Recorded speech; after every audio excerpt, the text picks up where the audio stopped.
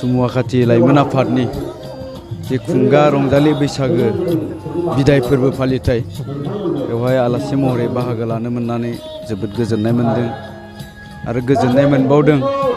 बेवहाय जोंनि लाइमोन सेंग्रा सिख्लाफ्रा खाम सिफुं जथा सेरजा दामनानै खेराइ मोसादों, बागुरुम्बा मोसादों आरो बिनि अनगायैबो दिनै गेवलां मिथिंनि गेजेरजों बे ओनसोलनि रायजो राजाफोरखौ बयखौबो ज'हाय लेंबोनानै बे गामिनि रायजो जानाय गथ'फोरनि सोलोंथाइ बा गुबुन गुबुन बिथिंफोरखौ लानानै दिनै बेवहाय सावरायलायदों। थारैनो बियो जोबोद मोजां जादों। आं आसा खालामदों बेबायदि बैसागो फोरबो खुंफुंनायनि गेजेरजों जोंनि बर'नि हारिमुखौ दिन्थिफुंनाय आरो लाखिनायजों लोगोसे बेबायदिनो बोसोराव जोंनि गामिनि साफ्रोमबो गथ' गथाय गेदेर उन्दै गासैखौबो ज' लानानै जाहाथे जोंनि इयुननि जोंनि गथ'फोरनि सोलोंथाइ, जोंनि समाजखान्थि, रायजो जानाय गुबुन गुबुन बिथिंफोरखौ लानानै रायलायबाय थायोब्ला, सावरायलायबाय थायोब्ला थारैनो जोंबो मोनसे समावहाय गावबा गावनि गामिखौ डेभेलप खालामनो हागोन, जौगाहोनो हागोन। थारैनो बियो दुखुनांथाव। जोंनि जिथु बर'नि मोसानाय, रनसन्द्रि मोसानाय, बागुरुम्बा मोसानाय, बे मोनफ्रोमबो मोसानायाव जोंनि बर'नि आसार खान्थि, धोरोम गासैबो हाबजोबनानै दङ, जायजों जोङो जोंनि हारिनि सिनायथिखौ होनो हायो। जोंहा गावहानो हारिनि दामजु दङ, खाम, सिफुं, जेथा, सेरजा। दा बेफोरखौ लानानै जोङो रनसन्द्रिखौ मोसायो, बागुरुम्बाखौ मोसायो। दा बेबायदि मोसानायखौ गुबुन हारिनि सुबुंफ्रा जि मोसादों, मोसानायाव जोंहा बुंनो गोनां खोथा गैया। खिन्थु बे मोसानायखौ बुजिखानानै मिथिखानानैनो माने बिकृत भाबै जुदि बेखौ दिन्थिफुङोब्ला थारैनो बियो सोंखारिथाव आरो बेखौ जों सोंखारिगोन। इयुननि समाव जाहाथे रावबो बेफोरबायदि खालामा, आं बेखौबो खावलायगोन। आरो जायफ्रा दिनै बेफोरबायदि खालामबाय बिथांमोना जोंनि बर' हारिनि खाथियाव निमाहा बिनांगौ। बुहुमनि सुबुंफोरनि खाथियाव बिसोरो गावसोरनि गोरोन्थिखौ माने गनायनानै लानो नांगौ। आरो बिदि खालामाबा थारैनो जोंहा बर' दुलाराय बर' हारिमु आफाद दङ, जोंनि बड' सिने आर्टिस्ट एस'सियेसन दङ। दा जोङो बेफोर संगठनफोरनिफ्राय बिथांमोननि सायाव जों एक्सन लानो थाखाय थियारि जादों।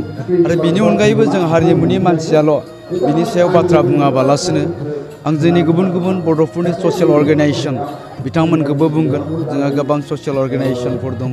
दा बिथांमोनाबो बेफोरनि सायाव खोथा बुङोब्ला मोजां जायो। आरो नङाब्ला मोनसे समाव जुदि जोंनि हारिमुखौ दा गुबुननि सिगाङाव जों बेफोरबायदि दिन्थिबाय थायोब्ला थारैनो मोनसे समाव जोंनि नैबे हारिमुनि जिथु गुबै जोंनि जाय हारिमुआव जोंनि आसार खान्थि, जोंनि धोरोम खान्थि, जोंनि मावनाय दांनाय, जोंनि गासै बर'नि सिनायथियानो हाबजोबनानै दङ।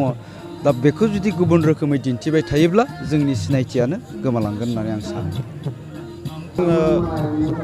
सिगां बोसोरनि बायदिनो दिनैबो जोङो बैसागो फांसन बेबायदि प्रग्रामखौ खुंबोबाय दं, बैसागो बिदाय प्रग्रामखौ। दिनै जोंहा 16थि जाबाय खुंबोयै आरो बेबायदिनो जों इयुनावबो खुंगोन होननानै मिजिंथिनानै दं। आरो बेनिख्रुइ साबसिन हामसिन खुंनो नाजागोन। आरो दिनै दा जोंहा गेवलां मेल सोलिबाय दं, बेहायबो जोङो बिदिनो माननि आलासि बायदिसिना लिंनानै लाबोदो। जेरै जोंहा चिफ अफ गेस्ट हिसाबै दं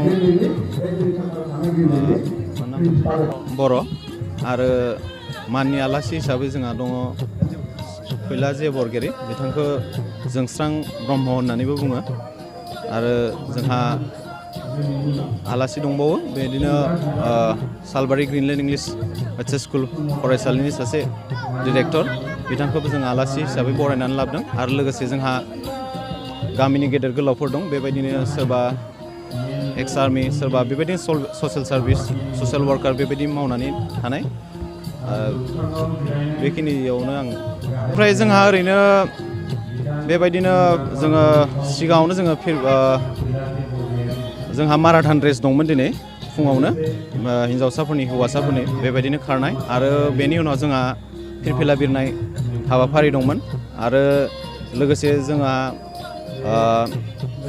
थुनलाइयारि बादायलायनाय दंमोन, जेरै खन्थाइ आवरायलायनाय, हरखाब बादायलायनाय, कुइज कम्पिटिसन बेबायदि जों लादोंमोन आरो हाबाफारि दिनै। ओमफ्राय दा जोंहा गेवलां मेल सोलिबाय दं। आरो मोनायावबो हारिमु मोनाबिलि दं, बेयाव जोङो बेखेवगिरि हिसाबै जोङो बिजय बसुमतारी बिथांखौ लिंनानै लाबोदों आरो देंखोगिरि हिसाबै दं जोंहा गसाइ दैमारि